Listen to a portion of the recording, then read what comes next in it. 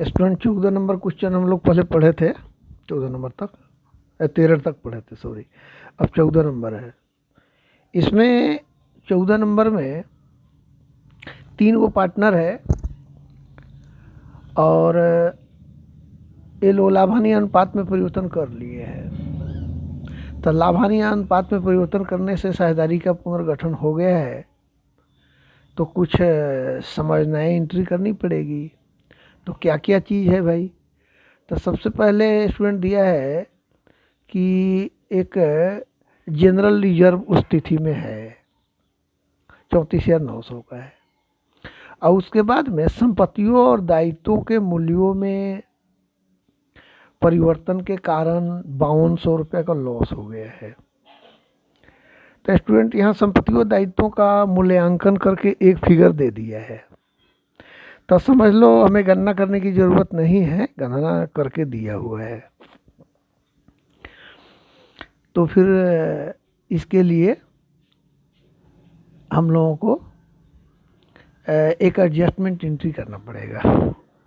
Adjustment entry करने का जब भी बात आवे तो इसका मतलब सिंगल जर्नल एंट्री एक लास्ट में पास करना है समझना के बदले में।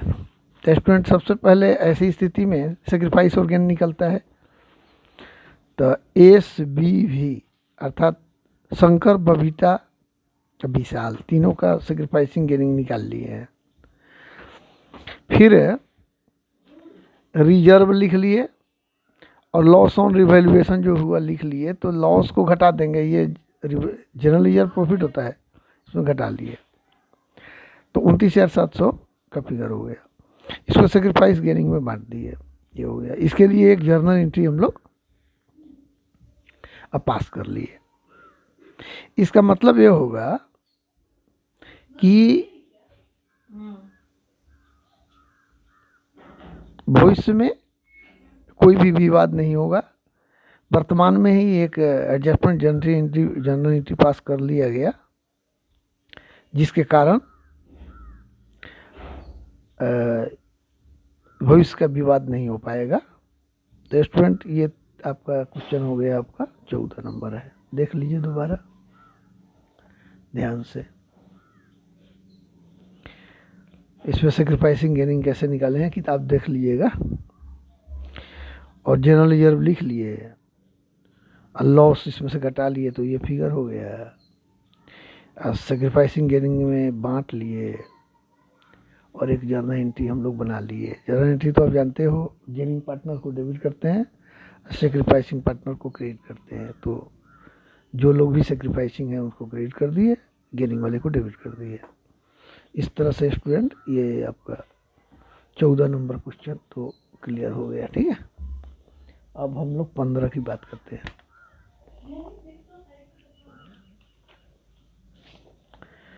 15 में क्या है स्टूडेंट? यहाँ भी रिकन्स्टिट्यूशन हुआ है, ठीक है। और यहाँ जो है ना, दो ही पार्टनर है C और D। तो यहाँ संपत्तियों और दायित्वों के मूल्यों में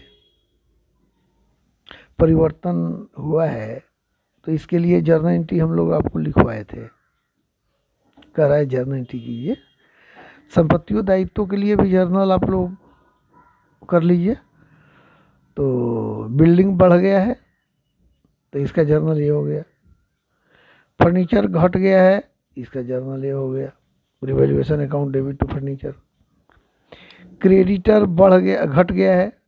क्रेडिटर का घटना लाभ माना जाता है, तो इसके लिए जहाँ भी लाभ होगा ना स्टूडेंट, वहाँ क्रेडिटर्स रिवैल्यूएशन को हम क्रेडिट कर देंगे।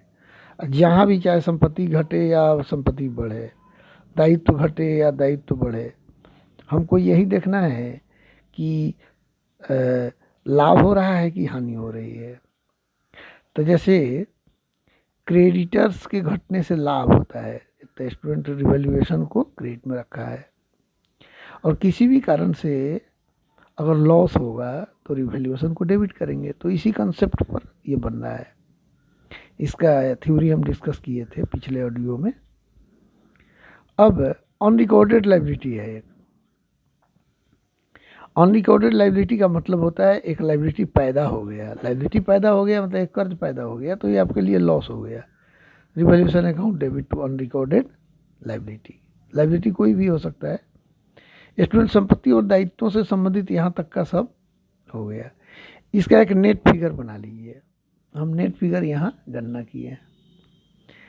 40 शेयर लाभ हुआ बिल्डिंग में, 4000 हानि हुई फर्नीचर में, 2000 का लाभ हो गया क्रेडिटर्स में, 6000 की हानि हो गई अनरिकॉर्डेड लाइबिलिटी में। तो नेट हमको प्रॉफिट हो गया 32,000। इस 32,000 को स्टूडेंट आप देखिए, प्रॉफिट अगर नेट होता है तो हम लोग कैसे, revaluation account debit to C's capital to D's capital, ये बराबर बराबर के अनुपात है, इसको बांट लिए हैं हम लोग, देख लिए। अच्छा, जनरल रिजर्व के लिए जर्नल आप जानते हो, जनरल रिजर्व खाते को ही क्लोज कर देना है। तो खाते को क्लोज करने के लिए तो ये जर्नल बताए थे, ऐसे ही कर लेना है, ठीक है। और प्रॉफिट एंड लॉस अकाउंट का स्टूडेंट डेबिट बैलेंस है, डेबिट बैलेंस मतलब लॉस है, लॉस। तो लॉस को भी बांटने का हम आप लोगों से डिस्कस किए थे, पार्टनर कैपिटल अकाउंट को डेबिट कर देते हैं। तो ये जनरल रिजर्व का हो गया, ये लॉस का हो गया, और इसके पहले रिवैल्यूएशन से संबंधित ये सब हो गया, ठीक है ना। तो ये आपका 15 नंबर क्वेश्चन भी हो गया। अब 15 नंबर क्वेश्चन के बाद हम लोग 16 का डिस्कस करते हैं, ठीक है। 16 में स्टूडेंट रिवैल्यूएशन अकाउंट बनाने को कह रहा है।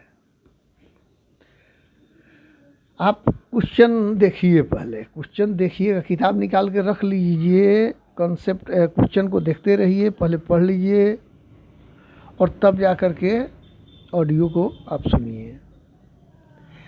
जैसे 16 नंबर में है कि एस टी दो पार्टनर है, इन लोगों का अनुपात पहले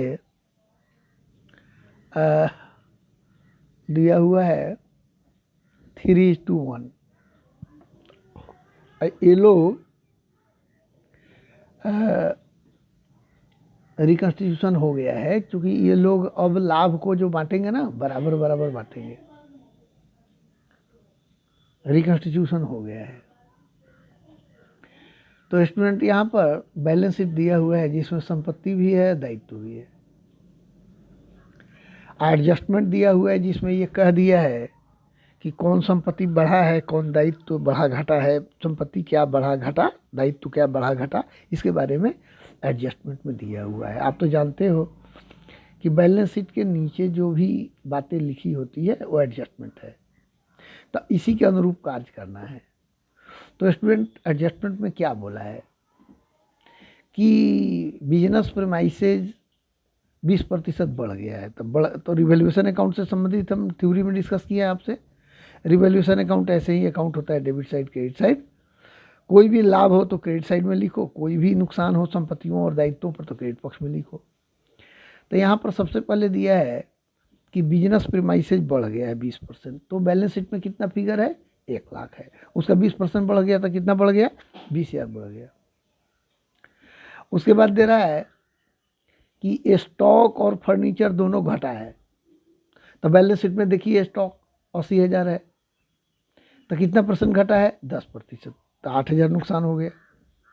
फर्नीचर पर भी उसी तरह 4,000 का फर्नीचर बैलेंस शीट में था, 400 का नुकसान हो गया। तो एक तरफ प्रॉफिट भी हुआ और नुकसान भी हो गया। तो अब इसको खाते जैसे आप बराबर करते हो, क्रेडिट पक्ष ज़्यादा है, डेबिट पक्ष में 8400 ही हैं, एक और रिजर्व फॉर बैड डेट भी है स्टूडेंट। तो आप तो बैलेंस शीट पढ़े हो, तो डेटर पर, बुक डेट पर या डेटर पर रिजर्व किया जाता है। तो यहाँ 3200, 5% वहाँ लिख रहा है ना एडजस्टमेंट में, तो 3200 ये भी रिजर्व हुआ है, तो ये भी वो नुकसान हुआ। तो ये सब नुकसान मिल करके हो गया, इधर प्रॉफिट है, तो नेट प्रॉफिट आपको कितना आ गया, 8400 आ गया। स्टूडेंट पुराने अनुपात में पुराने साझेदारों को आपको बांट देना है। तो इनका अनुपात पुराना क्या है, 3:1 है, तो बांट दिए हैं। यही है revaluation account. Student, revaluation account आपके एग्जाम के लिए सबसे वेरी वेरी इंपॉर्टेंट क्वेश्चन है। यही इसी तरह के क्वेश्चन एग्जाम में आएंगे, ठीक है ना, इसलिए इसको ज़्यादा ध्यान देने की ज़रूरत है। चलिए, ये तो हो गया संपत्तियों और दायित्वों के मूल्य में परिवर्तन होने के कारण एक रिवैल्यूएशन अकाउंट बनता है। एक दूसरा मेथड है कि रिवैल्यूएशन अकाउंट नहीं बनाना है, संपत्तियों और दायित्वों के मूल्यों में बढ़ने और घटने के प्रभाव को भी हमको चेंज करके मूल्य को बैलेंस शीट में नहीं दिखाना है। तो वो नॉट क्लोज द अकाउंट वाला फॉर्मूला पर स्टूडेंट एक एडजस्टमेंट जर्नल एंट्री डाल के बनता है, वो भी आप देखे हैं। अर्थात इसमें भी संपत्तियों और दायित्वों के मूल्यों में परिवर्तन की वजह से जो एंट्री करेंगे उसमें भी दो मेथड है। एक तो रिवैल्यूएशन अकाउंट गणना करके आप कर सकते हैं, दूसरा विदाउट रिवैल्यूएशन अकाउंट बनाएं, हम एक सिंगल जर्नल एंट्री इसमें करके इफेक्ट को जानेंगे। जैसे इसमें इफेक्ट कितना हुआ, 8400 हुआ। हमें ये सब बनाने की ज़रूरत नहीं है दूसरे मेथड में, हमें खाली 8400 को जान लेना है और एक सिंगल एंट्री पास कर लेना है सेक्रीफाइसिंग और गेनिंग में। तो ये दूसरा मेथड है, लेकिन हम लोग तो पहला मेथड बना रहे हैं। तो चलिए, ये आप कुछ और क्वेश्चन बनाइएगा तो और आपको समझ में आएगी। अब चलिए 17 नंबर पे आते हैं। 17 नंबर में when revised value are not to be recorded लिख दिया है, लिखा हुआ है यहाँ। इसका मतलब क्या है? चलो स्टूडेंट, आपका जो है इसमें शुक्ला और सक्सेना दो पार्टनर है, बैलेंस शीट में दिया हुआ है। और एडजस्टमेंट में क्या लिखा है कि revaluation of assets, land, building, भाई ये बदल के ये मूल्य हो गया। On 31 March 19 the partner decided to share profit equally with effect from 1 April 19। You are required to record the necessary journal entry and prepare revaluation account. Student, यहाँ revaluation account ही बनाने को कह रहा है, तो इसका मतलब पहला मेथड है, ठीक है ना। तो पहले मेथड का तो समझ गए, जर्नल करना है, रिवैल्यूएशन अकाउंट भी बना लोगे, जर्नल भी कर लोगे, रिवैल्यूएशन अकाउंट बना लोगे। यहाँ पर लैंड की तुलना करो बैलेंस शीट से, एडजस्टमेंट में जो तुलना करो।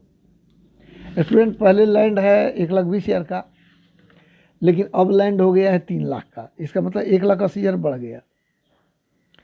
उसके बाद में बिल्डिंग घट गया 10,000, तो बस दो ही हैं, एक संपत्ति बढ़ गया, एक घट गया, तो इसका प्रभाव 1,70,000 बढ़ गया। इसी को शुक्ला और सक्सेना में बांट देना है, तो बांट दिए किस रेशियो में? ओल्ड रेशियो में। इसके लिए एक रिवैल्यूएशन अकाउंट भी बना लो। लैंड बढ़ गया तो इधर, बिल्डिंग घट गया तो इधर, नेट जो है इधर है, और इसको बांट दिए हमने, ठीक है स्टूडेंट।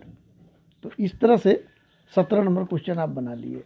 अब आ जाइए 17 नंबर, अगर दूसरा दोबारा देखना है तो देख लो, यहाँ से है। अरे भाई, आपको बार बार देखना पड़ेगा, किताब निकाल करके भी लिखना है तो लिखते रहो, क्योंकि फास्ट आपको ऑडियो देखना पड़ेगा। आप अगर स्लो बन के देखोगे तो आपको कुछ समझ में नहीं आएगा, पहले ये बता दूँ। कोई भी ऑडियो आप देखते हो, सुनते हो, तो इसमें फास्ट चलना पड़ेगा, ठीक है। अगर आप चाहोगे बहुत स्लो स्लो स्लो तो आपसे नहीं होने वाला है। इसलिए स्टूडेंट, पहले ध्यान दो, आप टेक्निकल तरीक़े से पढ़ने का कोशिश करो, बोर्ड पर नहीं पढ़ाई हो रही है, ठीक है ना। आप अपना किताब सामने रखो, जब भी ऑडियो देखने का कोशिश करो ना, तो आप किताब सामने रखो। और जैसे 17 नंबर क्वेश्चन हम बना रहे हैं ना, तो 17 नंबर क्वेश्चन सामने रख लो, बैलेंस शीट से तुलना करके, जैसे मैंने यहाँ किया है। लैंड बढ़ गया है भाई, एडजस्टमेंट में देखे तो पता चल गया 1,80,000 बढ़ गया। 1,20,000 का लैंड 3 लाख हो गया, तो 1,80,000 बढ़ गया। तो संपत्ति बढ़ने का जर्नल आपको बताए थे, assets account debit to revaluation account. तो संपत्ति कोई भी हो, यहाँ लैंड बढ़ा है तो land account debit to revaluation. उसी तरह बिल्डिंग घट गया है, तो कोई भी संपत्ति घटता है तो जर्नल आप पढ़े हुए हो। अब जर्नल याद नहीं होगा तो कहाँ से बनने वाला है? जर्नल याद करना होगा, स्पष्ट बात है। जनरल रिजर्व का पढ़ाए हैं, प्रॉफिट एंड लॉस अकाउंट का क्रेडिट बैलेंस डेबिट बैलेंस है वो पढ़ाए हैं। अब जर्नल याद करते जाओ, सीधा बात है, तब जाके समझ में आएगा। और इसका प्रभाव नेट, ये जो 1,70,000 का प्रॉफिट हुआ उसको 1000 रुपये बांट लेना है। ठीक है स्टूडेंट। और रिवैल्यूएशन अकाउंट जो है कैसे बनता है वो तो बड़ा इजी है। रिवैल्यूएशन अकाउंट में लाभ को इधर लिखना है और लॉस को इधर लिख लेना है और नेट प्रॉफिट को बांट लेना है। ठीक है, कर लिए? हाँ, ओके, थैंक यू। चलिए अब हम आपको 17 हो गया है, अब मैं 18 पर आ रहा हूँ। 18 देखिए अब यहाँ से निकाल लीजिए, आप अपने किताब में निकाल लीजिए। स्टूडेंट ये जो क्वेश्चन है ना 18 नंबर, बहुत इंपॉर्टेंट है, बस समझ लीजिए। 3 गो पार्टनर है भाई, मुंडा, माझी, मुर्मू। इन लोगों का जो अनुपात है वो 5:2 है। ये लोग फ्यूचर में लाभ हानि को अब 2:3:5 के रेशियो में बांटेंगे। और ये लोग डिसाइड किए हैं कि they decide to record the effect of the following evaluation. जो संपत्तियां और दायित्व जो आपको दिखाई दे रही है क्वेश्चन में, इसके इफेक्ट को गणना करेंगे कि इस संपत्तियों और दायित्वों के मूल्यों में घटने बढ़ने से क्या लाभ हुआ है, क्या हानि हुई है, इसकी गणना कर लेंगे। रफ करके गणना करना है आप। रिवैल्यूएशन अकाउंट यहाँ नहीं कहा जा रहा है बनाने को, कह रहा है कि effect of the following revaluation without affecting the book value of the assets and liability by passing a single journal entry. मतलब ये दूसरा मेथड है, अर्थात रिवैल्यूएशन अकाउंट नहीं बनाना है, यहाँ पूरा जर्नल नहीं बनाना है। हर संपत्ति बढ़ेगा तो जर्नल बने और हर दायित्व घटे बढ़े तो जर्नल बनेगा, ऐसा कुछ नहीं करना है।